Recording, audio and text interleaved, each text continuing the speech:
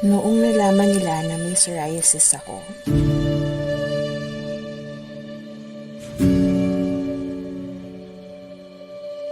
sabi nila, galis yan. Sabi nila baka nanunuraw ako.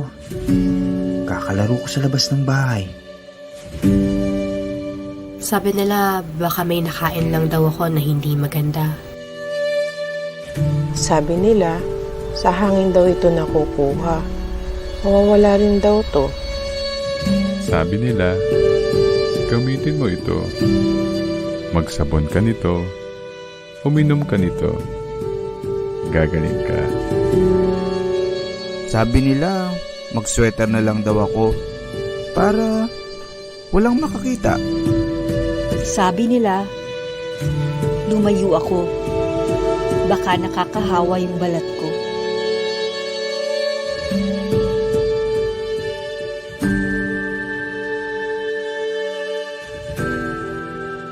Sabi nila, hanggang dito na lang kami.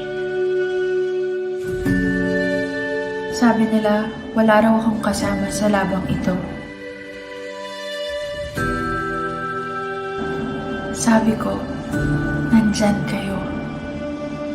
Panahon na para maitama lahat ng sabi-sabi mo. Kami naman ang pakinggan niyo.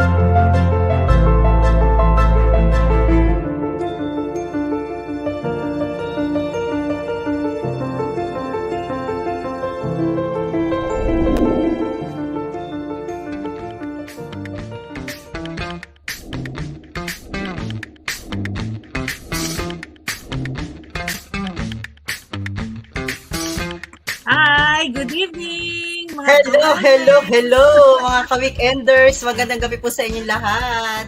Yes, magandang gabi and kumusta na Emmylou? Ay, okay lang naman Ate Caro, syempre. Okay, tayo pa ba? Yeah. Okay. Yes, buhay pa. Mga ka-weekenders, ako ang host ninyo, si Carol Velasco. At ako naman po si Emmylou, ang inyong kami mo dalawang host niyo for tonight.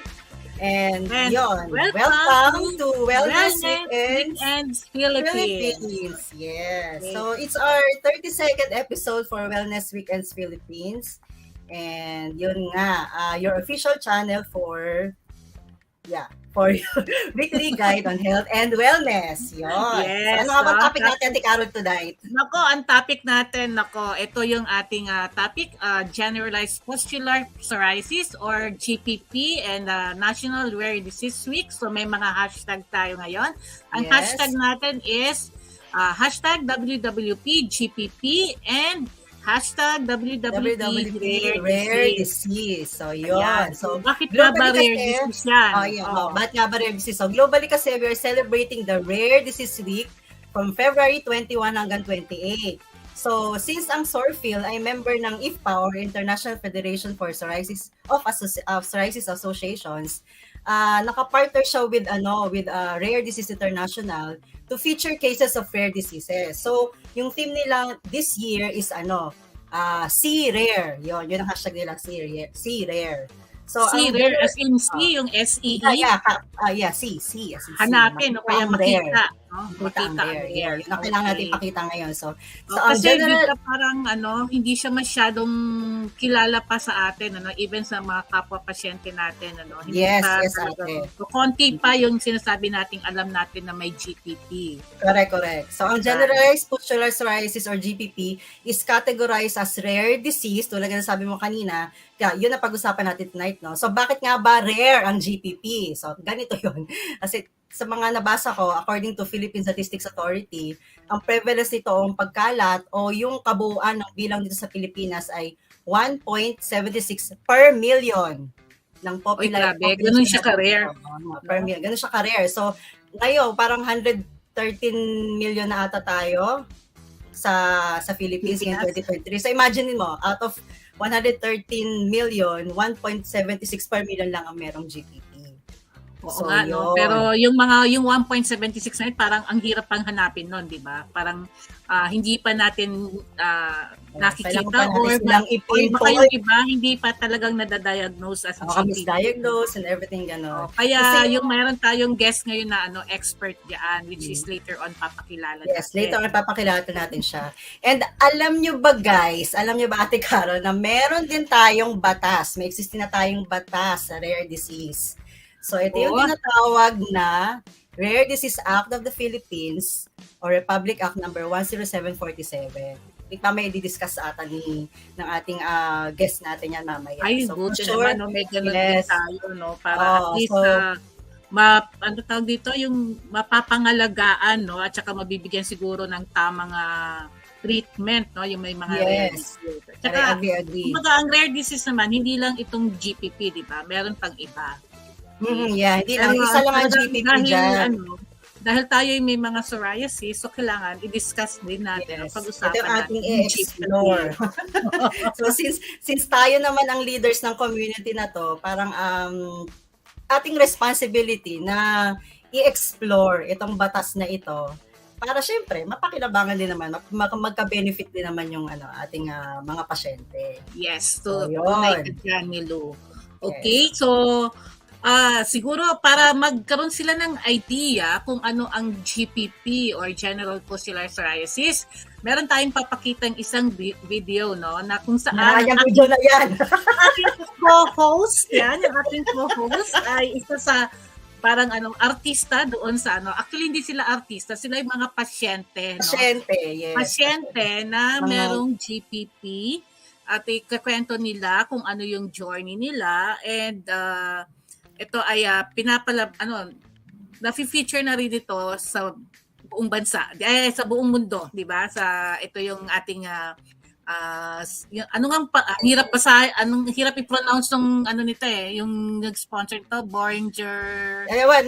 This video is a partnership with PsorPhil and PsorAsia Pacific. PsorPhil and PsorAsia Pacific. Yes, okay. Yes. So yan. So talagang ang hirap nitong yung makita natin kung ano yung journey talaga ng isang pasyente na may GPP. So, panoorin po natin. Sige, let's watch this. Direct, please. Thank you. Fashion can help express who we want to be. This time, it will explain how people with generalized pustular psoriasis are forced to be. When I'm having a really bad flare, there are times when it feels like someone's stabbing me with lots of knives over and over again. It can start with the simple fever. Once my skin starts to turn red, little blisters or pustules can start to appear. It feels like paper cut, but times 10,000.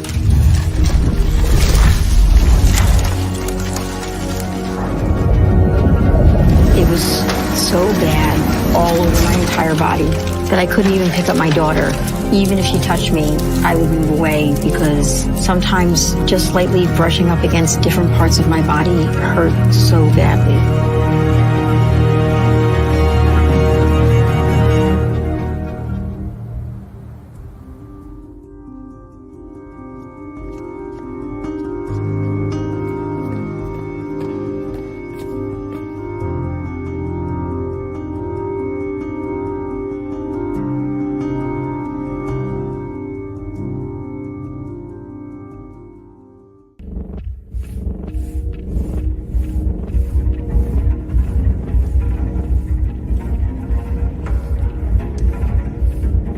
felt very powerful, this vision of Gail overwhelmed by the pain of thousands and thousands of cuts.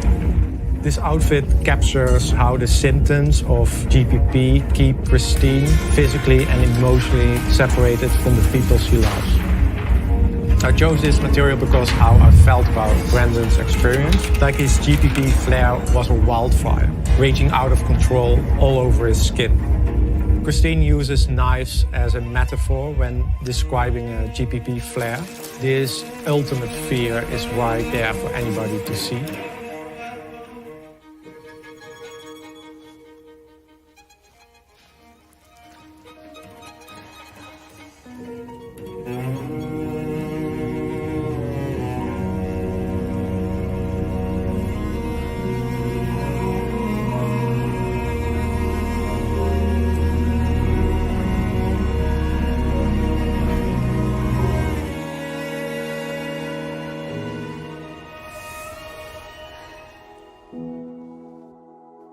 Pertama kali saya menonton video tadi, saya merasakan sedih dan sebab. When I watch that video, I can feel this is my life that I got before. 就是把我们一路以来活着的那种感受表达出来了。 Takes a lot of courage to have this GPP. So it's itchy, it's painful, it's chronic, it's debilitating. The pain is very imminent because it feels like your flesh is being ripped apart, torn apart. 会像是有火在烧你，也会很痒，就晚上都没有办法睡觉。 Ia mengganggu kehidupan kami seharian dan ia juga mengganggu dalam kerjaya kami. Kadang-kadang saya berfikir, apa obat yang saya harus ambil, apa saya makan supaya saya bisa I can recover from this sickness. I used to hide because I'm afraid that people will judge me. And it affects my mental health. 一直会有心理压力，说我是不是一辈子都会像一个废人这样子。 Saya rasakan tiada harapan untuk saya meneruskan lagi kehidupan dan rasa macam hampir menuju kepada kematian. Saya nggak mau hidup lagi. Karena sangat sakit kalau pustula datang. Sangat sakit sampai makan pun untuk menelan sakit. 我想跟所有跟我有一样 GPP 的人说，就是要撑下去。 未来会好的。 They must understand dan they must accept about the condition. I use my pain to be a voice and to guide people with GPP and to be heard. Para yon, magkaroon ng purpose yung advocacy namin. Terima kasih kepada pihak di luar sana yang ingin merasakan apa yang kami rasakan, cuba menyelami dan membantu kami mencari rawatan perubatan.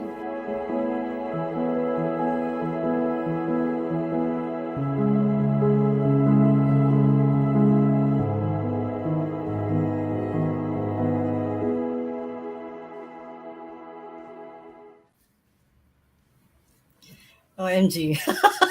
Nagiging emotional pa rin ako kahit ilang beses ko nang napanood yung video na yan. Actually, Emmylou, parang ano to yung parang yung na-imagine ko, no, yung kayong may mga GPP, yung nga sinabi kanina, paper cut, yung ma-paper cut ka lang, di ba? And imagine kung the whole body mo may ganun, parang feeling na na paper cut ka, di ba?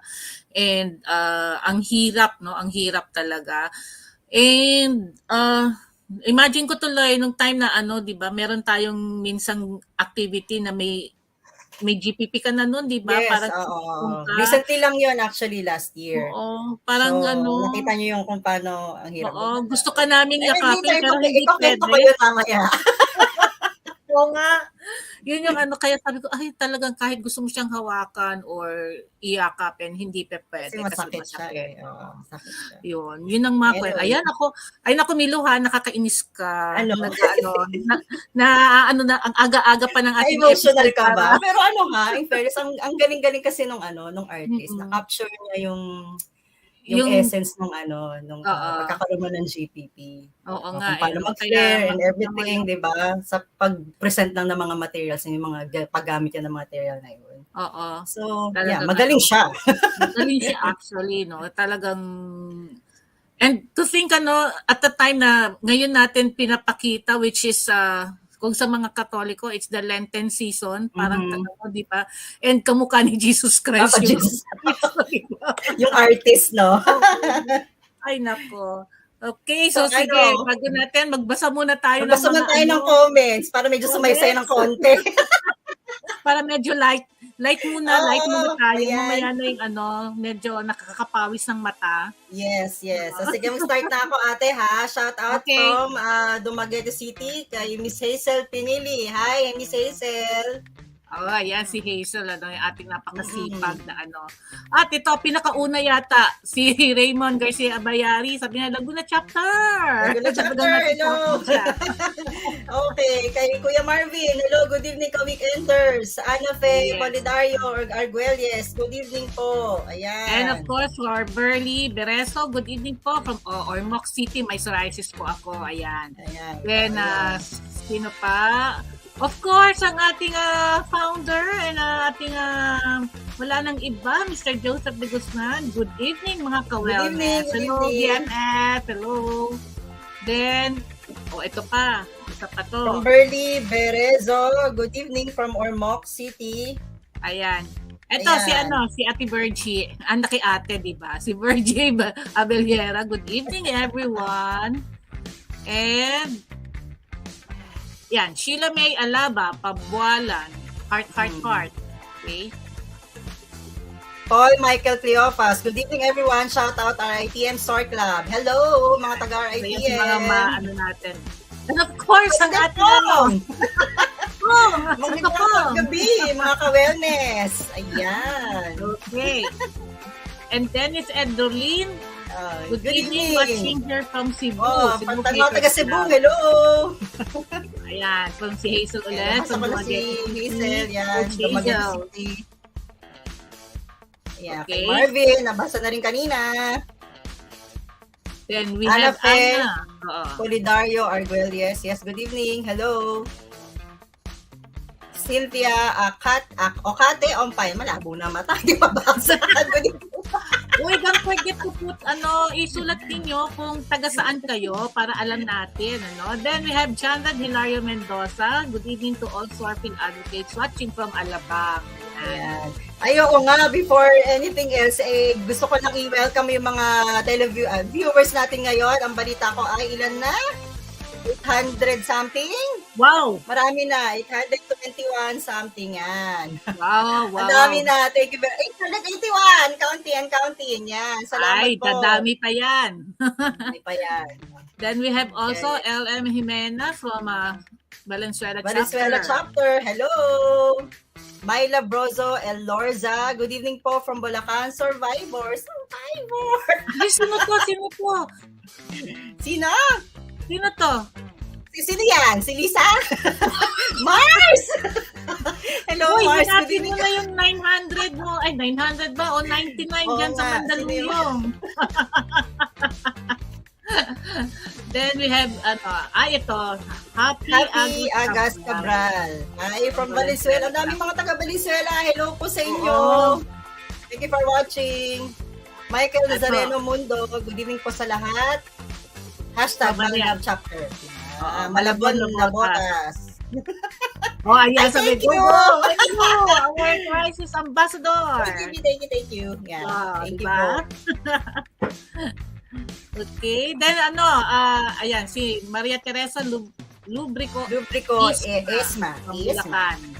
Bulacan survivor din ata ito yan. Okay, Cynthia Okate Ompay. Good evening, Ma'am Emmylou Casanova, QC Flair Chapter. Hello! Hi, sister! Hi, Gail. Hi, Ate Mido. Hello! Then we have Nelia Gozon Umali. Malayo-layo. So, good evening po, Nelia Umali from Gapan City. Gapan is Nueva Ecija yun, di ba? Gapan. Oh, yeah. Okay. Norte. So yan na lang muna po, mga ka-wellness. So, just kumbaga, don't forget to post your comments pa rin. Then click like and share our episode tonight and include our official hashtag. Ayan. Which is hashtag natin. #WWP GPP and #WWP Rare Disease. Ayan, yung pag-uusapan natin tonight. Okay? So, yun nga, wag po kalimutan na i-share ang ating episode. So, ano ate, introduce ba natin yung ating guest? Yes, ating huwag na nating patagalin pa, no? Sige. Kasi medyo interesting itong ating usapan. And, sino sa atin Emmylou? Ako na ba o ikaw? Sige ate, ikaw na. Please do the honors. Ako na. Okay. Ang ating our special guest for tonight is a diplomate and fellow of Philippine Dermatological Society. He's also a fellow of Dermatopathology Society of the Philippines under the PDS. And he is a member of the PDS Immunodermatology Subspecialty Core Group. And he is a medical specialist from the Southern Philippines Medical Center sa Davao po yan. And he is also a member editorial board of the Australian Journal of Dermatology. So ladies and gentlemen, please welcome Dr. Bryan Guevara. Yay! So, hello. Hi mga ka-weekenders. Suki nyo ako dito. I'm so happy also and honored to be here. Hello po, Ma'am Emmylou and also Ma'am Carol. Salamat sa inyo. Thank you, of course, our President, Sir Pong, of course, Sir Joseph, and our Direct Dom. Thank you so much again for this opportunity to educate mga kabalat natin na meron palang mga rare na subtype na psoriasis. Paminsan kasi nakakalimutan, no? Or nami-misdiagnose. That's why we are celebrating this special occasion to emphasize and see the rare conditions, including pustular psoriasis. Ayan. So, Yes, and of course, Doc, syempre, ngayon pa lang, nagpapasalamat kami for always saying yes, no? Sa pag sinabi namin, Doc Bryan, we want you to guess as our son Oo of nga. our Nakabay kasi Doc Bryan eh. No? Laging okay, oo agad si Doc Bryan. Oh, No? yes. Hindi mahirap Syempre. imbitahan. Of course, we want to help always PsorPhil, no? So PDS, in behalf of PDS, we will always support the initiatives and also different projects of PsorPhil. And we are happy always to be your partners, especially with your board-certified dermatologists. Yes, thank you, Doc. So, thank you so much, Doc. So Doc, before, would you do the presentation first? Before Sige po. we really do the or butt in na lang later. So, Yes po. free-flowing po tayo while you do your presentation. Sure po, Ma'am Carol. And I think everyone here is very excited, no? Ano pa talaga ang pustular psoriasis? So, of course, in dermatology, maganda talaga visual, no?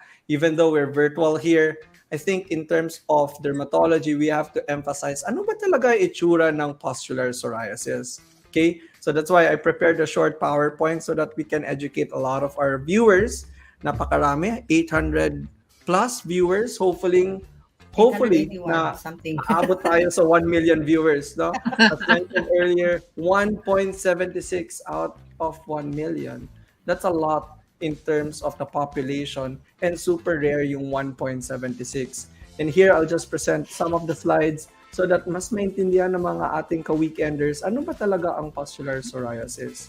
Okay? So I hope everyone can see my slide. Mami Lou, nakikita na ba? Yes, hindi pa. Yan po. Ayan, opo. Yan, all right, very good. So we'll just start a presentation about pustular psoriasis. Okay, so by the name itself, no, pustular, pustule, nana. Okay, so these are very important classifier in terms of what type of psoriasis. So when we talk about or pinapag-usapan natin ng psoriasis, akala natin always yung psoriasis vulgaris, which is the common by the way. No, so meron ring ibang subtype ito. So papakita ko dito sa slides natin, this is a common one, plaque psoriasis, which majority of our kabalats would have. We have your guttate psoriasis, no, parang small drop-like appearances of your skin. We have also here in the middle, yung pustular psoriasis. You have several pustules, pinpoint pustules or nana. And most of the time, this will be misdiagnosed of infection. Okay, so what's special about psoriasis, remember, they are not easily infected in terms of skin. Kasi different yung ating immunosuppression. No? When we talk about psoriasis, systemic infection ang common. That's why we always explain our patients that you will be immunocompromised, especially if you're on treatment. But for pustular psoriasis, if we relate usually the word nana, akala ng mga pasyente infectious sila. That's why natatakot lumabas ng bahay, kasi natatakot ma-discriminate, Akala nila infected sila or nakakahawa, which is a wrong interpretation of the pustular psoriasis. Meron rin mga psoriatic diaper rash and also the nail psoriasis. As physicians, as dermatologists, we have to rule out other differentials, parang fungal infection, pityriasis rosea, you have your drug eruption na may mga pustule also. We have candidiasis and sometimes fungal infection of the nail. So here in the middle, again, we have to emphasize the importance of pustular psoriasis. So how rare really is your pustular psoriasis if you compare that to other subtypes? It accounts only to 0.5 to 2% of all the different subclassification of psoriasis. We have generalized, no? You have your acute generalized pustular psoriasis, and you have your generalized annular pustular psoriasis. We have mga localized naman din. Ibig sabihin, limited lang in terms of the location. Pwede siya sa fingers lang or pwede rin sa kanyang palms and soles. So here in the middle, if you can see here, may time frame eh. Usually kasi relapsing always, no? So at least more than one episode on and off. You have also persistent lesion. So in terms of the diagnosis, maganda yung story ni Emmylou, no? So especially in patients with psoriasis, kaya they are frequently experiencing pain. Nakaka-touch nga actually yung video, no? Kasi it's very important for the patients to understand their condition para at least matreat sila properly ng mga physicians. Also, ito yung mga different na itsura, no? May mga nana all over the body with or without psoriasis. Sometimes kasi may patients na pustular component lang nakikita. But in my clinic, most of the time, meron ring psoriasis vulgaris. So initially, a psoriasis vulgaris, the common subtype, and eventually nagkakaroon ng pustular psoriasis. Here we have also the palmoplantar pustulosis, another rare subtype of pustular psoriasis. And ito ring meron akong isang patient ongoing treatment with me, acrodermatitis continua of halopo. So what is this? So usually on the digits and on the nails, so nasisira talaga yung mga nails. That's why you as a patient, especially mga kabalat natin dito, pag nakita nyo ito na appearance in terms of the different clinical appearance, please inform your dermatologist, your rheumatologist, so that we can classify you as pustular psoriasis. Why is it different? So if we can see here, rare ang GPP compared to that of your psoriasis vulgaris. Although rare din naman ang psoriasis kasi we don't see that as often, no? So but we really stress the importance of the symptoms. Usually persistent, di ba? Sinabi natin more than 3 months yung flare nila. That's why medyo masakit and usually the patients complain of distress. May fever, that's why the treatment usually will need hospitalization compared to that psoriasis na mild moderate na pwede naman home-based treatment. But we are not under-recognizing the importance of early treatment for both conditions. In GPP and psoriasis vulgaris, we need to catch everyone so that we will treat everyone. But we want to focus now GPP kasi rare disease week nga, no? So it's a rare subtype and hopefully we can understand more, especially that there are now new studies in terms of understanding the genetics. Here may mga mutation ang mga patients with GPP. That's why sometimes mga patients natin will not respond to traditional treatment with psoriasis vulgaris. So kawawa yung mga kapatid natin na may GPP. In fact, in terms of treatment, majority of our patients will lose response in terms of different treatment traditionally for psoriasis. We have your steroids pa rin, methotrexate, biologics. But if we can see marami mga discontinued patients, no? Because of course of the ineffectivity of the drug.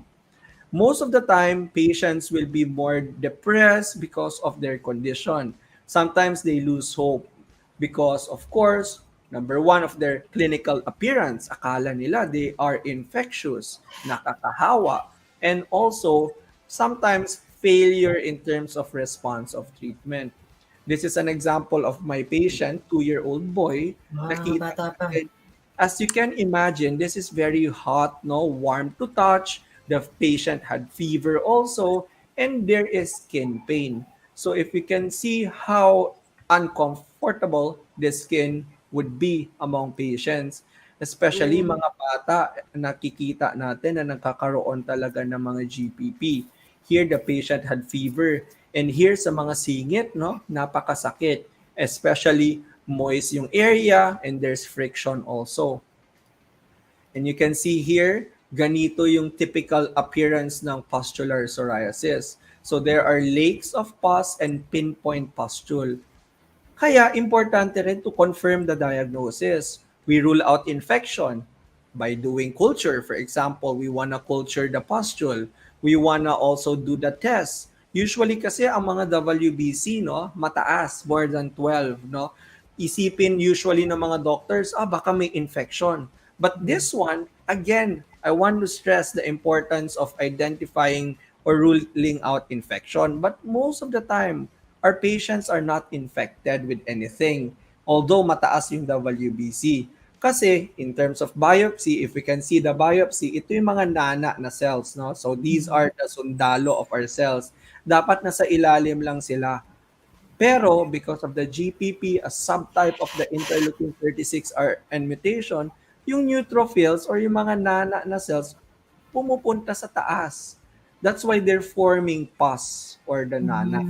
So here, yung mga neutrophils, dapat wala sila dyan. Nasa ibaba, nakatago sila sa ilalim.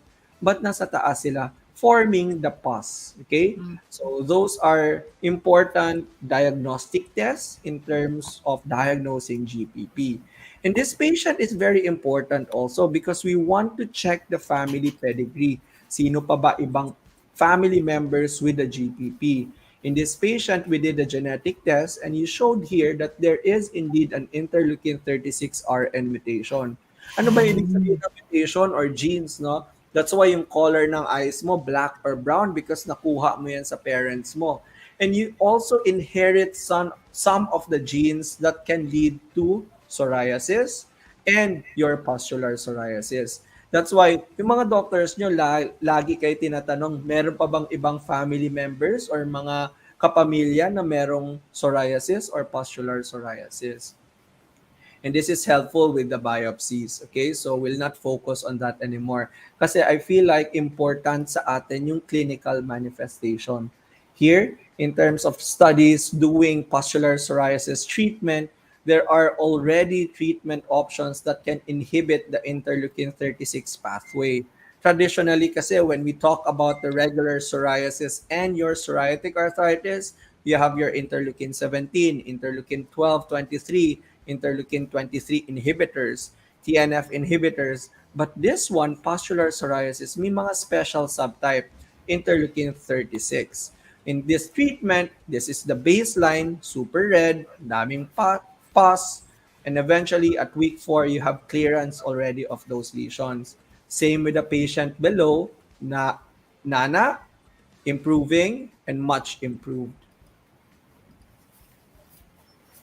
So here is just an example also of different treatment for your pustular psoriasis. This is a case report using secukinumab. As you can see here, improved. Because this patient, na-treat na siya ng acitretin, methotrexate, pero ang problem, childbearing age, no? Tapos mataas yung liver enzymes. Kaya limited lang yung mga treatment options for patients.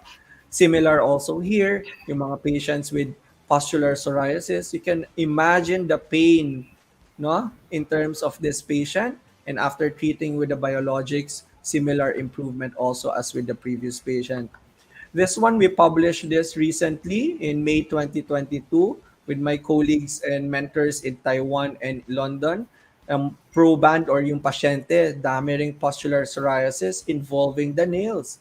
And ang mother niya even had manifestations of pustular psoriasis.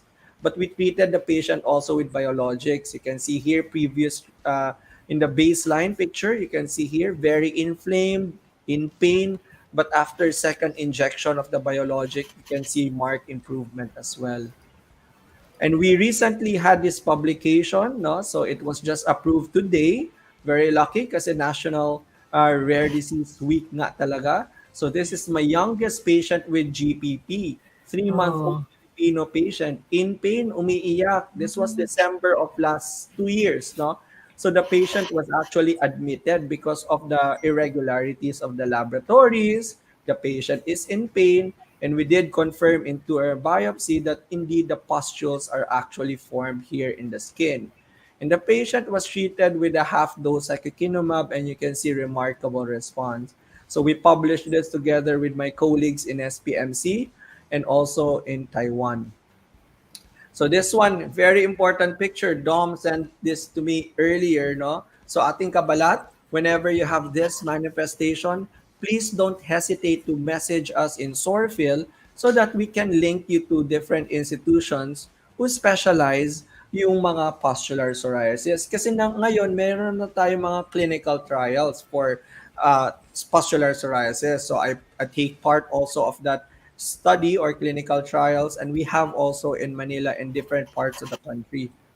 Sabi ko, di ba, dapat rare ang pustular psoriasis. But recent, for the past 2 days, I saw two patients with pustular psoriasis. This young boy, in pain also, so hindi siya makalakad ng straight, no? Because he is in pain. And sometimes you are at risk also of infection because you have already impaired barrier. Another patient just this morning at my clinic, you can see also manifestations of pustular psoriasis.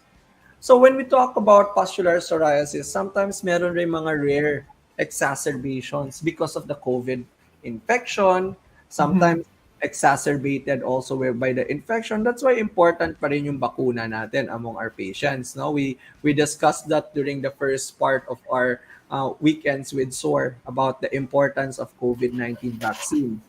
Ito yung good news, Mami Lou, and also Carol. No? So in terms of the DOH, there was already a proclamation in terms of disseminating the integrated rare disease management program plan. No? So this one actually is a very important rare disease act in the Philippines. Actually, the RA 10747. Hindi nyo makakalimutan yan kasi 747, no? 747, yeah.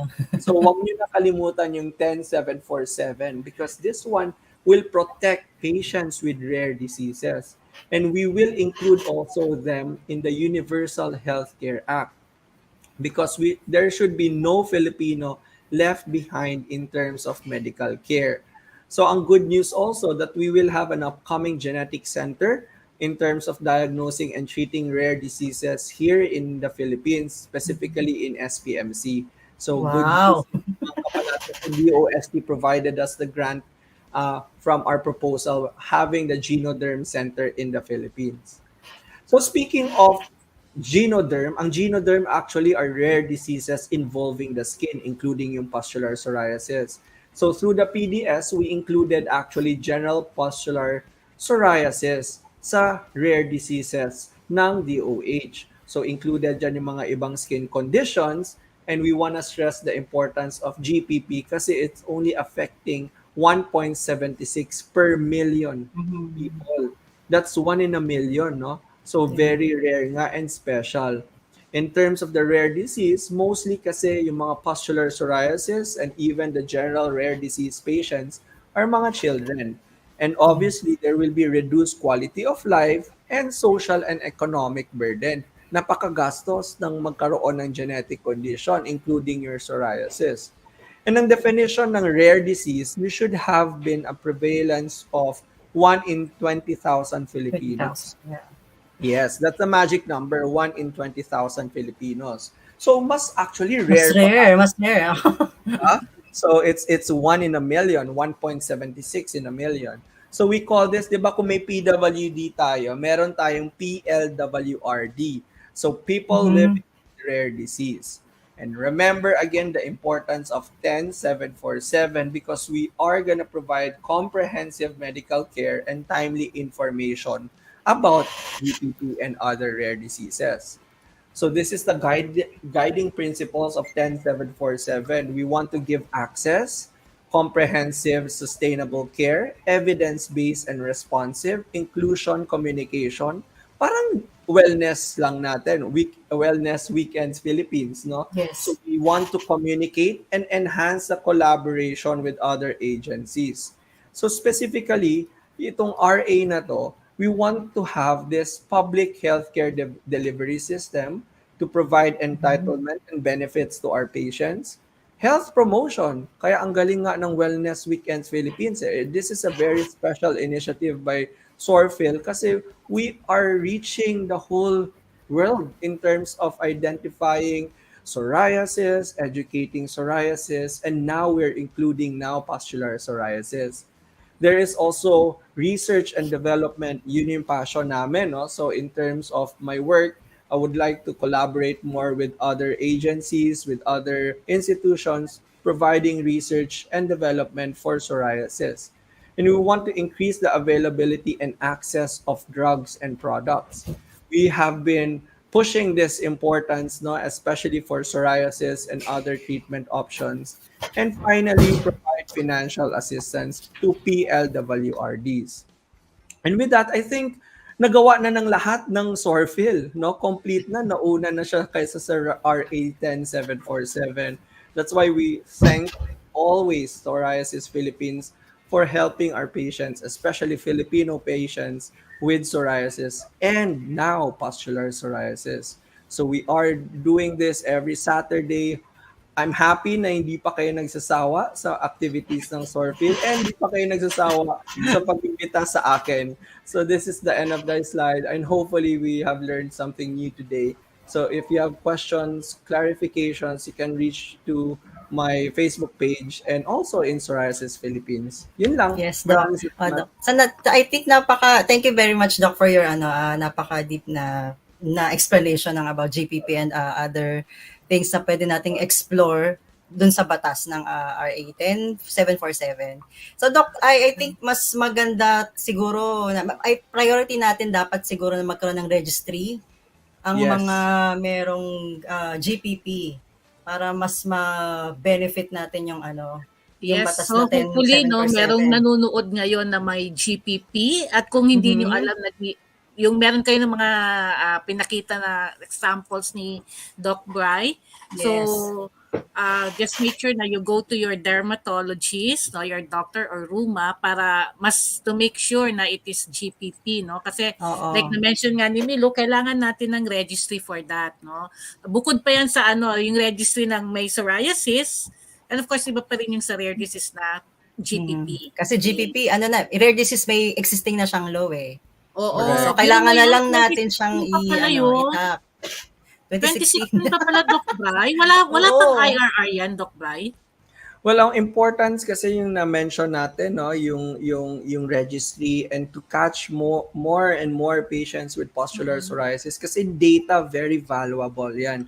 That's why Sir Joseph nga approached me in terms of doing a very important strategy to make research specifically for GPP. Kasi this is, again, an inclusive group. No, we want to include a lot of patients, including pustular psoriasis. Like I mentioned, it's very rare.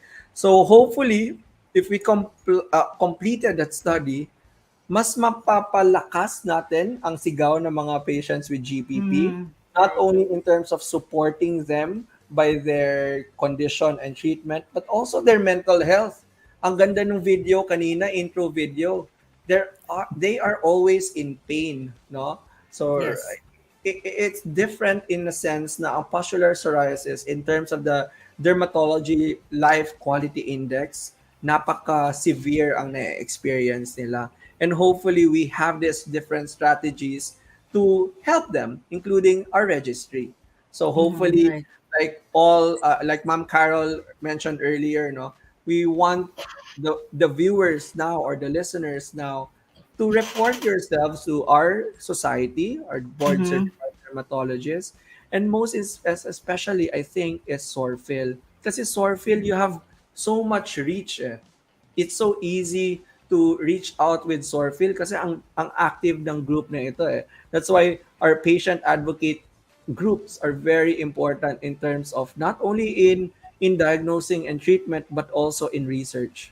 Yes. So nasa agenda na rin natin doc yung ng PsorPhil yung pagtayo o pagbuo ng subgroup ng GPP among our members para ma-pinpoint na rin natin kung sino-sino ba talaga ang merong Correct. Kasi GPP. akala ng mga pasyente kahit GPP pala sila, nasa psoriasis vulgaris lang sila, Yeah. no? Kasi sometimes it's so hard to diagnose also, subtle pustules lang, ibig sabihin konting pustules lang, tapos bigla kasi siya mawala eh. So whenever you apply like topical steroids, nawawala pa minsan. Alam mo naman ng mga sakit ng mga ibang kabalat natin, self-medicate, no? So, Yes.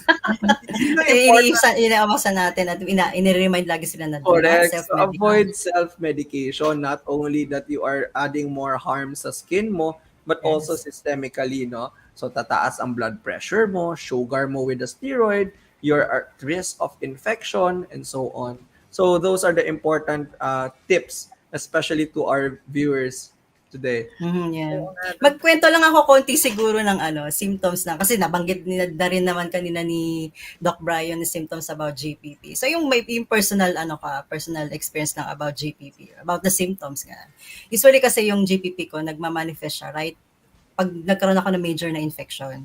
Tulad ng nabanggit mo kanina, Doc, you said yung COVID and then nagkakaroon may nakikita ka mga patients with GPP. So yun ang nangyari sa akin yung recent kasi twice ako nagkaroon ng GPP, nag-COVID, and then right after ng COVID, nagma-manifest ako ng GPP. So yun, so twice ako na COVID nga, tapos super flare yung yung lesions, and then napansin ko may mga nagchichill ako, tapos nagfe-fever, as you said earlier. Tapos yun, napansin ko yung skin siya parang tender to the touch, yung parang hipuin mo lang, ang sakit-sakit talaga na. Correct. Yun. Tapos yung rubbery siya, yung parang rubbery, parang malakit to the touch, and then tapos pag yung mga ilang days na nilalagnat, tapos kinabukasan bigla na lang siya mag-erupt. Makikita mo paggising mo, buo na marami ng mga parang pus of lesions, yung mga pus, parang mapa-mapa na pus, gano'n. Para ka napasa. Kapaso, nabuhusan ka na mainit na tubig. And that's really parang painful. gano'n. And it's really painful. Lalo na pagka yung mga lesions nasa under the skin folds. Kasi mas matagal siyang mag-heal. Mas matagal siyang mag-heal, yes. Tapos yun nga. Tapos yung first time na na-diagnose ako ng GPP mga 18 years ago, misdiagnose pa ako kasi ang manifestation niya parang meron ako ditong pustules sa may bibig, sa may Parang yung unang GP na nakakita sa akin, ang unang tingin niya is Stevens-Johnson. So imagine mo, ang binigay sa akin mga antibiotic. Hindi naman mag-i-response sa antibiotic yung GPP. Yung gano'n. So, when I was transferred to another hospital, at nakita ako ng derma, ng specialist, doon pa lang na sabi na I have GPP. Tama yun, Saka pala ako Ma'am. nabigyan ng tamang gamot. Correct. So, yun ang sad part ng mga pustular psoriasis patients. Most of the patients were misdiagnosed. Misdiagnosed, yes. Correct. I don't blame patients being I don't blame doctors misdiagnosing the condition. Number one, kasi it's rare. And there are different differential diagnoses like SJS or Stevens-Johnson's. You have also yung mamaso, no? Impetigo. Akala mo infection lang. So these are different important differential diagnoses. That's why we impart this session with everyone so that maiwasan natin yung mga misdiagnosis and to educate our physicians and patients in terms of the condition. Very important kasi to establish the diagnosis so that we will have proper treatment. Kaya yun. So yes, so thank you for sharing your thoughts, Emmylou, no? So very important experience, and hopefully wala nang ibang GPP patients sa Philippines or sa world na magkaroon ng same sentiments and same problems with the diagnosis. Nakakalungkot, Doc, yung mga pinisad mo kanila mga bata. Yung mga bata. Yung baby. nakakadurog ng puso yung bata. Kasi yung pag matanda ka na kaya mong tiisin di ba? Pero yung bata, di ba, nakakaawa. It's really sad because yung mga patients natin, mostly, especially the GPP patients, they start young. No? Yung patient ko, 2-month-old, 3-month-old, some are teenagers, and imagine the pain that they have to bear. Not only the patients, but also the parents, no? Especially yung parents, parang hindi mo ma-imagine your kid would experience such Yeah. dreaded disease.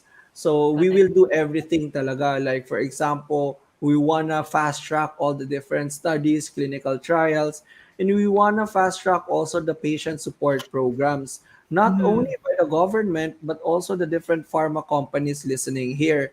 So alam ko naman it's very important na in terms of the pharma companies, it's really selling the products. But meron din tayong mga pharma companies that will support also our initiatives, our projects, and hopefully in the future that we will have an affordable medication for all our patients, not only for GPP, but also for psoriasis Right. patients. Yes. And Yes. we have to fight against, of course, yung delay in giving us the right and proper treatment, and hopefully the government will now help and support our patients in terms of the care. Now we have the RA 10747. Yan, importante yan, 10747 na yan. Tandaan na natin yan. Nakakalimutan. Very good. Yes. Oo. Pero the law has been there for since 10 years 2016. now, Then it's oo. only now na talagang binabaan pa ng department order, no? Ngayon Parang lang. last year lang ata, no? Parang it's really delayed na po talaga yung Yes. pag-action dito sa pag-implement talaga ng law. And it's a good thing we have one good doctor with us. Yeah, no? kailangan natin ng champion na mag-certify. Certified suki ng PsorPhil. Sana Doc, dumami pa yung ganyang katulad ninyo, no, na talagang Si Doc No, but the good thing here is that more than 1,000 board certified dermatologists are present in the whole Philippines. So everyone will have an opportunity to have or seek help in PDS dermatologists. Lalo na ngayon, there are dermatologists and institutions that open up in terms of their teledermatology clinic. Diba? So visual tayo, dermatologist. Once you have photos or also video consults, at least naman magkaroon tayo ng initial treatment, initial diagnosis. And hindi talaga kaya, we have other institutions that specialize like psoriasis. Like ganun ang ginagawa natin ngayon eh. We sometimes have this referral system. That's why we want the network to be big. No? Now, PsorPhil, then expanding to GPP. I think that's an initial growth for everyone, not only in the patient side, but also in terms of the physicians or dermatologist side. Yeah. So, basta I think din, mas maganda rin na magkaroon ng knowledge yung mga GPs, once they see this kind of manifestation sa pasyente, yung ma-refer ka agad nila sa specialist. Para hindi Good na idea. mag-suffer din yung hindi rin mag-suffer yung pasyente na magtiis sa Good idea.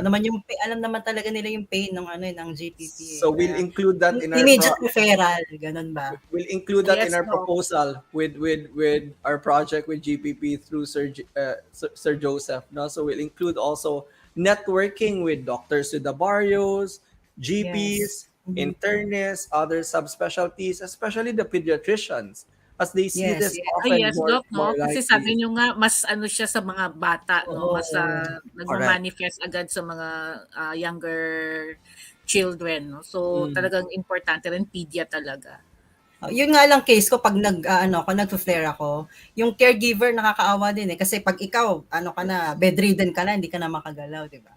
So, yung pag-aalaga ng caregiver, isa pa rin yun, factor din yun ng pag nakakadagdag sa hirap ng isang Kaya patient pag ng GPP. papasalamatan din natin yung mga caregivers, no? Family members, because hindi lang yung patient kasi nagkakaroon ng burden or decreased quality of life, but also the family members, the caretakers, not only financially but also mentally. It's so hard to take care of a patient with a chronic disease. Remember, we're not here to give them cure. We're here to control them with the medicine. Hindi siya a cure parang pneumonia or COVID. Once you treat it, it's done. But it's psoriasis, including pustular psoriasis, it's a chronic condition. And we cannot have like this, we cannot survive it alone. We need to journey it with our caregivers, with our family, with our Psoriasis Philippines family, and also you have to journey it with your dermatologist or with your physicians. Yeah. Kaya very ano rin Doc talagang very helpful yung yung advocacy and this kind of yung ating program nga no kasi it would also educate no lalo na for those who are working like for me no I've been working kumbaga yung times na naging super flare up ako talagang pati even sa office alam nila and to the point na sila pa yung naglalagay ng medicine no sa likod kasi hindi ko naman yan abot so pag yung naka out of town kami sila naglalagay ng medicine sa akin at saka yung hindi mo nakikitaan na sila pa nga yung nag-ano sa iyo yung parang na Care, no? no? Sila pa ang nagagalit pag merong kasi dati hindi pa naman talaga educated ang public sa about psoriasis talagang makikitaan mo na nadidiri sila and how much more kung GPP nga yung condition mo di ba na nakikita nila na may pus and everything so talagang importante talaga na those people close to you i-educate para maintindihan nila yung case mo, yung condition mo, and it will sila din ang magpo-protect sa iyo, no? And they would also help you to educate others, no? Yun yung kaigihan po, no? Talagang importante yung ating advocacy na yan. Okay. Sabagay, ang mga tao naman kasi pag napaliwanagan mo ng na information, accepting sila no. Tama ka. Which is naman na ngayon, no? Napapansin ko na rin na Doc pag parang pag sabi mong psoriasis, parang, okay, may psoriasis. Alam na nila. Parang alam na, no? Parang, pag gano'n, naiisip ko, nagkakaroon na ng bunga talaga yung yes! No? Na hindi na katulad ng iba na, yun? Hirap ma-explain.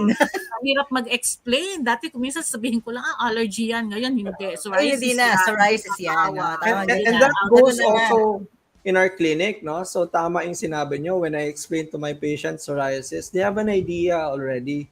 And it's not hard to give them that diagnosis anymore. And I think the big picture here is that Psoriasis Philippines really help in terms of educating patients. Kasi noon, when you diagnose a patient with psoriasis, parang sasabihin mo na end of their life, cancer ito, end of the world na. But now they understand it better. It's so easy to shed light about psoriasis once they have idea on it. And I think a big applause also for our kabalat here, Psoriasis Philippines, for educating a lot of Filipinos. Diba tayo, techie tayo Probably 99% of Filipinos may online access, may Facebook, may social media. That's why this project is really great in terms of reaching out to more Filipinos, educating, no? Especially yung mga patients sa psoriasis, medyo may mga problems like self-medicating, napupunta sila sa group na selling this and that, no, na nasa scam mga pasyente natin. That's why I would advise my patients to only join to legitimate advocacy programs, advocacy groups such as Psoriasis Philippines. Ayan, thank you, Doc. So, Doc, siguro magbasa lang tayo ng mga ilang questions. May nakikita ko kasi ditong questions na baka masagutan natin. Like, for example, ito po, yung galing kay Lisa, sabi niya, can you consider po GPP kahit spot lang pero basa po ang lesions?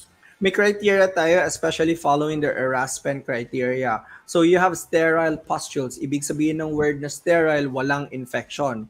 Sometimes kasi the problem here is that kaya kami pus kasi infection. So we need to culture that and also do biopsy. So kahit basa, it's very generic, no? If you mention it, wet lesion. Sometimes kasi it's oozing, it's infected. So we have to rule out the infection first. Parang mamaso, di ba? Impetigo, they will have also pustules. So that's a problem in terms of the different subtypes of psoriasis because we want to confirm if the patient really had pustular psoriasis. Kasi the treatment is different. Remember, if you are generally speaking a pustular psoriasis or psoriasis, we don't give antibiotics unless if indicated. And that's different if a patient had secondary bacterial infection. So those are two opposite spectrums that we need to understand. So the answer here, Ma'am Liza, no? So you cannot really tell, but we need to confirm doing different diagnostic tests, and even biopsy will be much better. Yeah. Pero kasi yung parang GPP, parang sheets siya ng nana. Sheet, parang gano'n. Ayun, yung ng... Yes, We call that in dermatology lake of pus. Yeah, lake of pus yun. That's Individual pustules, no? Individual pustules nag-combine, no? Nag-accumulate. So that's why it had it formed the lake of pus. Nagkaroon siya ng buong pus. So lumaki Usually siya. sa tiyan eh. Doon ako nagkakaroon sa tiyan eh. Tsaka sa And may that's gonna be easily eyes, easily ganyan. macerated, natatanggal, parang paso. That's why you were misdiagnosed of SJS. Yes, no. Pero Any Doc, more questions? hindi, eto, i-reiterate lang natin, no? Kasi usually nga sabi nila pag may nana, parang ano, di ba, infectious or something. So, ang GPP, yung pus niyan is hindi siya nakakahawa po. Sterile siya, sterile. So, yun Sterile. ang Hindi siya important. infection, hindi siya nahawa, hindi siya nakakahawa. Because the mutation usually is interleukin 36 RN mutation. So the importance of that number is that you recruit neutrophils or pus cells to the epidermis. That's why nandoon yung pustule sa taas. So it's because of a genetic condition. You are recruiting the neutrophils even without the infection. Kasi traditionally, that's why you have pustule because there's infection.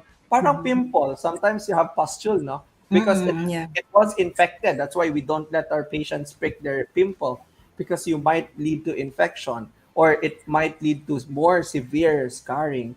In psoriasis, pustular psoriasis, walang infection. Nagkaroon ng genetic abnormality that calls in recruiter ng mga neutrophils or yung mga pustules, no? Or pus cells. We call that the pus cells. That's why even in the blood works, no, if we check the WBC, it's high, more than 12. Dapat less than lang yan eh. Kasi whenever you have more WBC in your system, ibig sabihin activated sila. Akala ng katawan may infection pero yun pala wala. Ayun. So, Doc, another question po from Celia San Jose. Sabi niya, is psoriatic arthritis related to GPP? Yes, traditionally, not only patients with psoriasis vulgaris will have the susceptibility of psoriatic arthritis, your GPP patients will also have psoriatic arthritis. It's an encompassing nature also for psoriasis in general. So remember, GPP belongs to the umbrella of your psoriasis. So they will have also the susceptibility of psoriatic arthritis. So everyone should ask the importance of joint pain. No, so heel pain, common. That's gonna be a dreaded comorbidity also of our patients, especially in my clinic. Whenever there's like psoriatic arthritis, immediately I subclassify the patient as severe and I treat the patient with a more aggressive treatment, which will include your systemic treatment like your non-biologics and your biologic treatments. Okay, So, thank you, Doc. actually, I have PSA din eh. Hindi nawawala-wala yung PSA ko together with Right, yeah. You have like permanent damage already. Yes, permanent. Permanent damage because that's why what we want to avoid that from happening, Ma'am Emmylou, no? So we want to catch the disease early so that we can accurately treat the patients and avoid the complications such as the psoriatic arthritis. We have that arthritis mutilans, no? Arthritis mutilans is already destroyed bone, no? Shortening of digits, very painful, and even the best treatment, it will not help you already. That's why I treat the patients early on the disease. We treat them as early as we can. That's why we need to educate patients the importance of early treatment. It's gonna be important, especially now different clinical trials have shown that whenever you treat patients the correct way, the earliest way, you will avoid all the complications such as your psoriatic arthritis, your heart attack, your stroke. I always educate the patients about the importance of correct treatment as early as possible. Ayun, Doc. So, Doc, ang ano lang kasi, di ba, ang treatment ba ng GPP is always biologics or kasi syempre yung mga aminin natin mahal ang treatment. So kaya siguro yung ibang mga pasyente hindi talaga nagpupunta sa derma, tinitiis na lang. Kasi alam nila wala silang pang-sustain ng treatment. Yes, nung panahon ko ate, MTX at saka acitretin. Yeah. Pero now, syempre, mas marami ng There are different treatment options for GPP.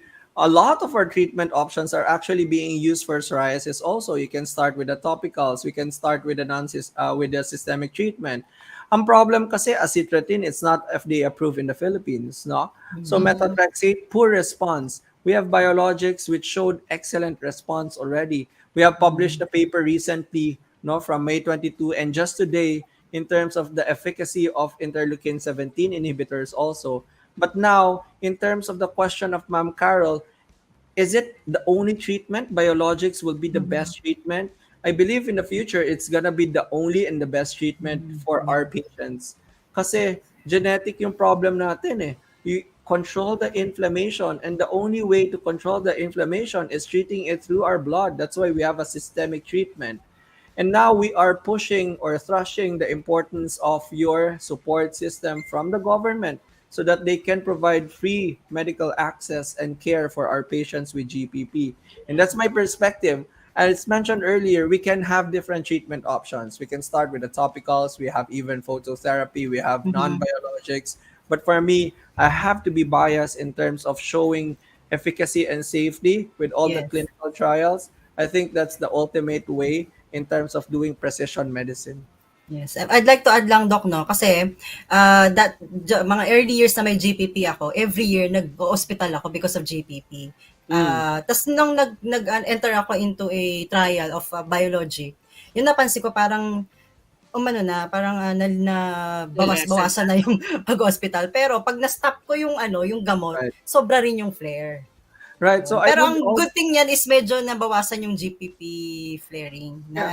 Previously, every year talaga nasa hospital ako because of So, very good story also in terms of enrolling yourself to different clinical trials. Now, whenever you enroll in clinical trials, ibig sabihin, you are going to receive the treatment also. Yes, I understand that there can be a placebo group, but eventually our patients will enter the treatment group. In my patient 2 years ago, we started even during the pandemic, we have already the trial for GPP. We ended at the parent study and we had excellent interim data about that. And now with mid-year or probably end of the year, we are going to recruit another set of GPP patients for pustular psoriasis for a biologic.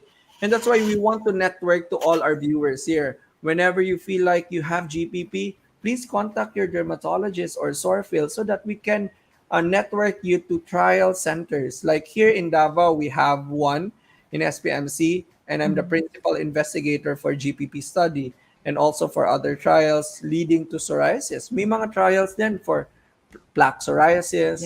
There's also psoriatic arthritis. And we want to reach more patients so that they can take advantage of the free medications. Yes, correct. Ang dami nating learnings. Ang dami, grabe. Parang kulang yung oras. So, before we totally end our program, Doc, meron lang kaming papakita na 2 videos of our members who at GPP and who would want to share their journey. Ayan, panoorin po natin. Direk? Hello, name is Pichi Rodriguez. Age 35 years old. I came from San Pedro, Laguna. I am an independent contractor, HR and admin supervisor. The first manifestation showed or happened around 2015 or 2016. Kasi I had UTI.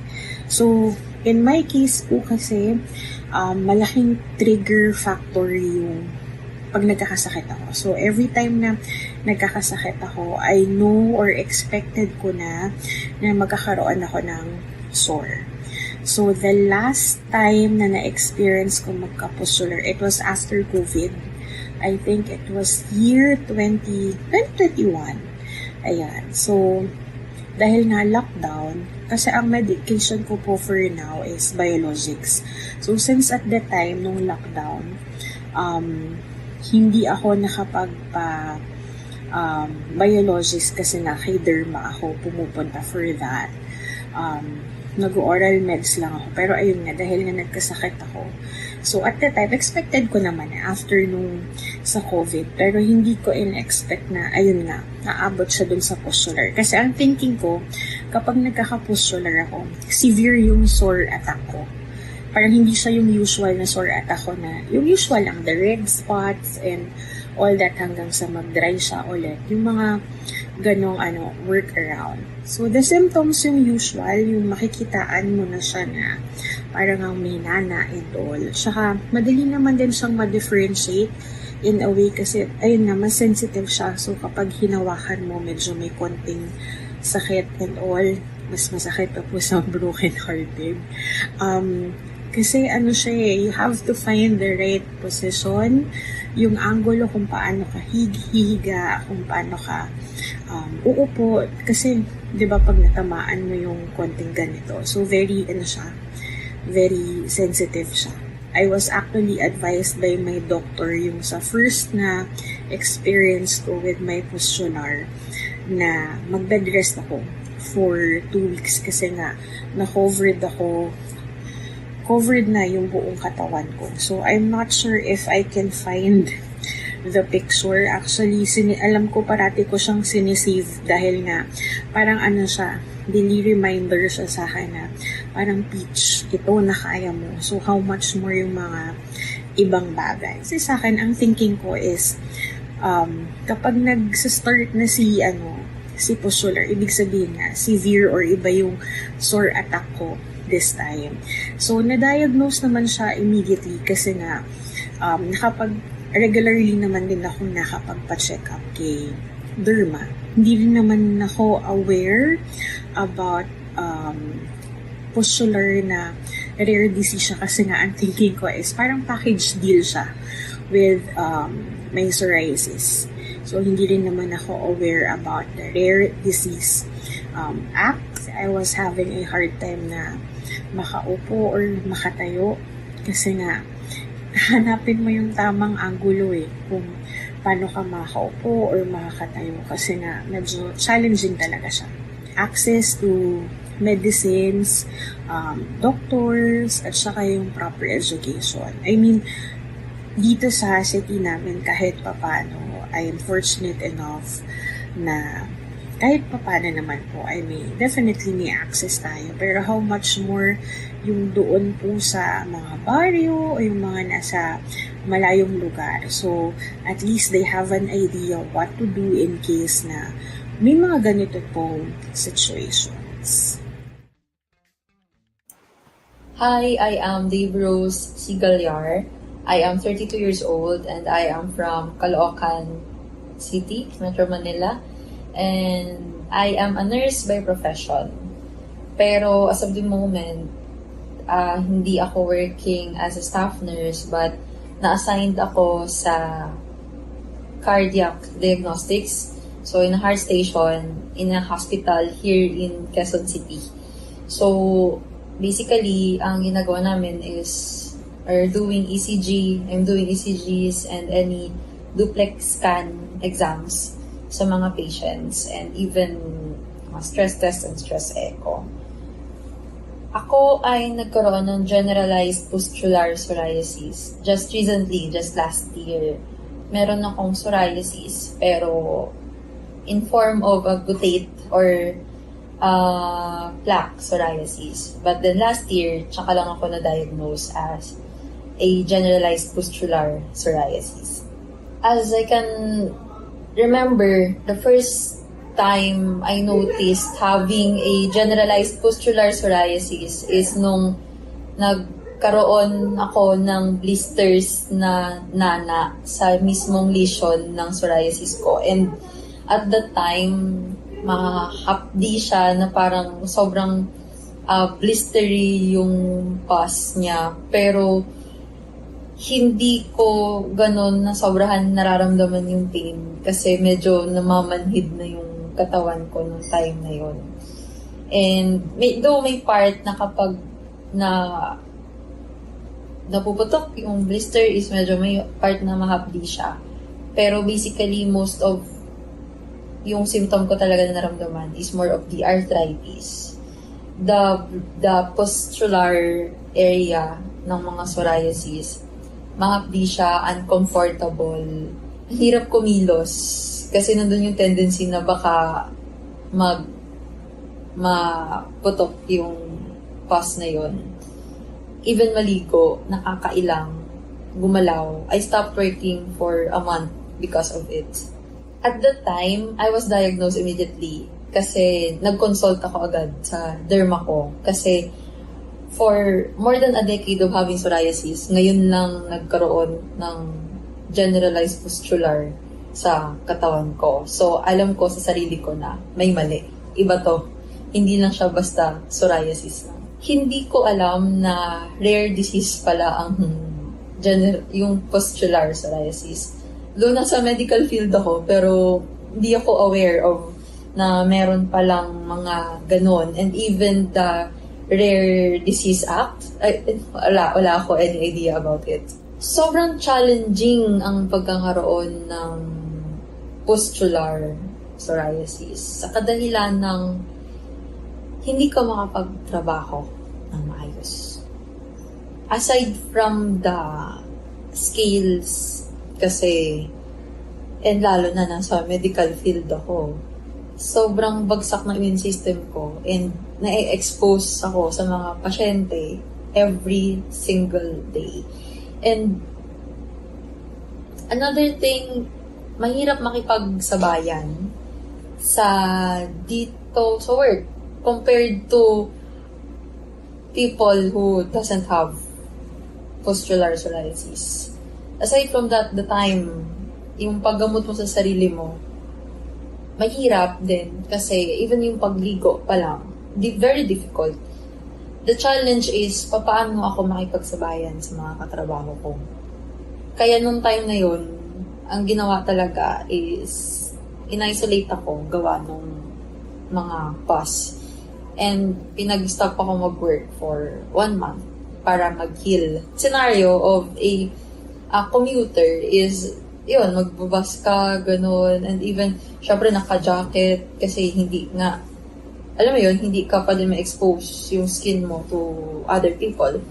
And, yung hapdi nung pawis na napapawisan ka, yun, very difficult situation. We are pleading na hopefully mabigyan kami ng attention. Then, for the fact na wala, with gamot, sobrang mahal ng gamot. Hindi siya kakayanin ng isang ordinaryong Pilipino na mayroong below average income. Mahirap. Another is yung pagbibigay atensyon sa mga persons with this disease. Even the PWDs na even yung usual transportation lang, ang hirap. Sobrang hirap sa amin na mag-commute and yung very expensive talaga ng medicine. Possible din if as a working, kasi ina-encourage naman natin lahat ng mamamayan na mag-work, di ba? So, hindi naman pwede na may sakit ka, hindi ka na mag-work. Pero hopefully, noong time na nawalan ako ng trabaho for a month, naka-leave din ako for a month eh. So, walang work, no pay. So, ayun lang, we're praying, we're hoping for the government to address yung magkakaroon ng leave talaga for the person na may katulad naming sakit, na magkaroon ng additional leave. I don't know if that would be possible, pero hopefully mabigyan kami ng address for those who are working and kailangan magpatuloy, mag-continue sa buhay despite of having this kind of disease. Ayun. Sana matugunan na ng RA 10747 yung mga needs ng ating mga kapatid na may GP. Oo nga, no? Marami na kasi, like for the government, merong mga special leave, something like that, no? Pero yun nga, sana hindi lang for government employees, kundi for all types of sa public and private sector din, no. Magandang nga yun, idea, no, na magkaroon ng additional benefits, no. Kasi nga hindi natin naman kasalanan kung bakit tayo magli-leave, 'di ba? Or mag-sick leave, 'di ba? Kasi talagang hindi kaya. Anyway, so we want to thank si Ichi and Jing for And sharing Jing, their yeah. stories. No? Talagang hindi biro ang magkaroon ng GPP. Right, Okay? right.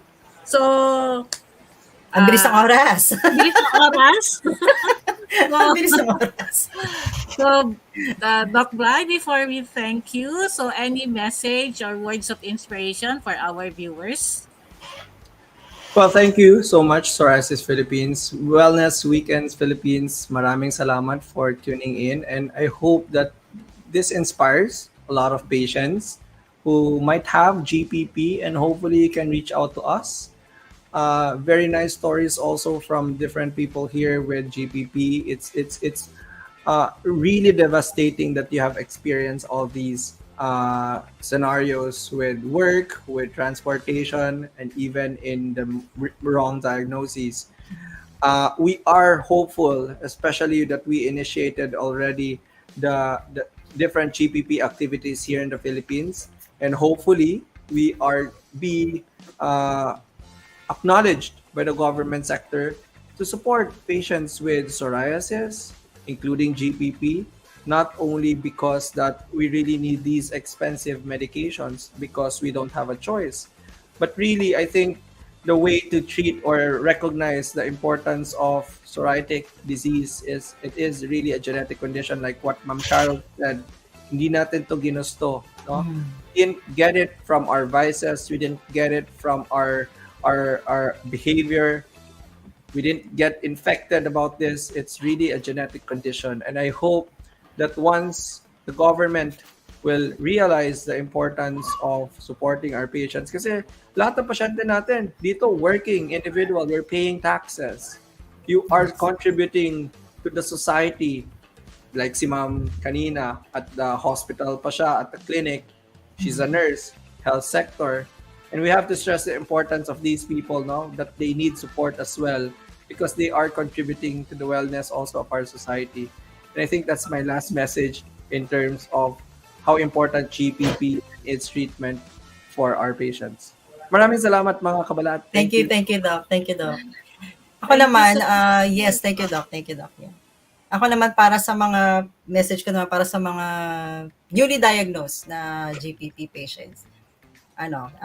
Empower natin yung mga sarili natin sa tamang knowledge. So, yun ay yung tamang pag-visit sa mga derma nyo, sa mga specialist, para ma-manage correctly yung condition. Kasi ito, since nabanggit natin kanina na magbubuo na tayo ng GPP chapter under PsorPhil. So, yung we're calling all GPP patients na magparamdam na sa atin para makabuo na tayo ng chapter. Yes, at yun, maka-establish na tayo ng registry at maka-demand na rin tayo sa government ng para ma-address yung needs ng mga patient with GPP. Okay. Yun lang. So, yan yung panawagan actually ng PsorPhil, ng Psoriasis Philippines, is for those who have GPP or nasuspechan nyo may GPP kayo, you have to really have it confirmed then with by your doctors. So, and once confirmed, yun, mag-ano na kayo sa amin, as in, mag-connect na kayo and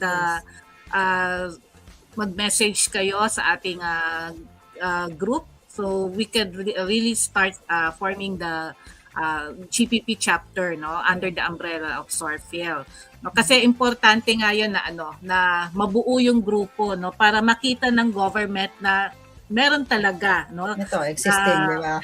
Para at least hindi nila sabihin na ay wala yan kasi sabi very rare nga baka kukonti yan. Pero kung makita nila na marami na ang meron, no, na kumbaga hindi naman sa marami na gusto nating marami kayo, pero yung meron ng ilan talaga na nangangailangan na ng attention ng government, no. Kaya kailangan talaga is sabi nga lumabas, no. Yes. Lumabas tayo. Paramdam na. Paramdam tayo, no. So, and of course sa tulong din ng ating mga doctors like katulad ni Doc Bryan, no. So thank you so much, Doc Bryan. At talagang ang laki or ang dami ng natutunan namin for this episode. Yes. No? So even our viewers, they were saying ang daming learnings, no, natuto talaga, and ang galing, no, very clear ang explanation ni Doc Bryan, and talagang as in yung tawag dito, yung nabuksan ng isipan Naintindihan, natin, yes, naintindihan. isipin natin kung what is GPP, and ang nakakaano lang doon is yung medyo nakakaantig is yun nga, no, napakabata ng mga pasyente na nasa bata pa, kasi sabi nga ni Emmylou, kung sa matanda nga nahihirapan na, kayang tiisin, pero ang bata hindi, no, talagang siguro iniiyak lang talaga ng mga bata yung pain. And of course, affected nga ang mga family members lang, yung caregivers. So yon. And of course, yung mga sinasabi ni Doc Bryan na i-include ang mga sabi ni Joseph, yes, i-include natin yan sa agenda natin, Doc Bryan. Yes na agad.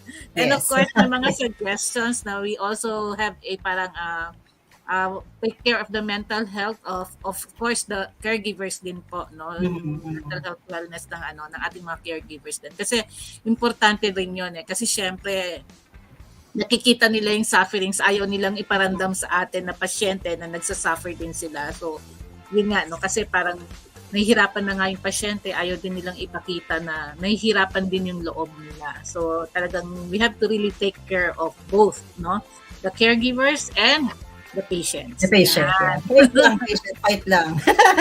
Fight lang. Okay. So, thank you so much for your precious time, and we hope to have you again in the future. Ano na sunod? See you again next week. Tama ba? See you again next week for another exciting episode for Wellness Weekends Philippines. So every Saturday po tayo, 8 p.m. to 9:30 p.m. here at WWP 2.0. So, yun lang po. And we would like to thank also our sponsor, Novartis Philippines. Novartis Philippines. No? Thank you so much. And of course, Doc Bryan, maraming salamat. Hindi matatapos ang aming pasasalamat sa iyo. And for sure, we would see you again in the future episodes of Wellness Weekends Philippines. So, thank you so much. Ayan. So, sabi nga, we want to hear your feedback so we can keep improving our content. Yeah. Meron daw, may pa-survey po tayo. Ayan, paki-check po yung survey and then paki-fill up na rin po para ma-improve namin yung aming service sa inyo, and your answers will all be anonymous. Salamat. Okay. So can we call in our tech people on those behind the backstage? Can you join us? Tech. Hello, Tech. Hello, Tech. Ayan! Si President Pong. Si President Pong pala. Yan o, si Direk. Kaway naman kayo. Hello. Pero bago tayo magpaalam, no, gusto ko lang i-update din yung ating mga viewers kasi baka maraming nagtatanong ano na ba ang nangyari doon sa psoriasis bill na pinupush natin. And we have some good news for everyone kasi we will be meeting the head of the committee health, yung chairperson ng Committee Health of Congress. We will meet them on Monday. And sa mga nanonood po, sa mga kabalat and our supporters, please pray with us na sana po with this meeting, mabigyan po ng focus, mabigyan ng pansin, at ma-push po itong psoriasis bill na pinupush po natin. So, para dalawa na yung batas natin, psoriasis bill at saka yung GPP rare disease, di ba? Okay. Thank you, Doc Bryan. Thank you, President Pong. Thank you so much, and good luck to that meeting with Representative Gato. No? So that's very important. We need our government to support us. We need the government to hear us, and hopefully we will have a better community for our psoriasis patients. Yes, Doc. Thank you. Okay, so see you next week.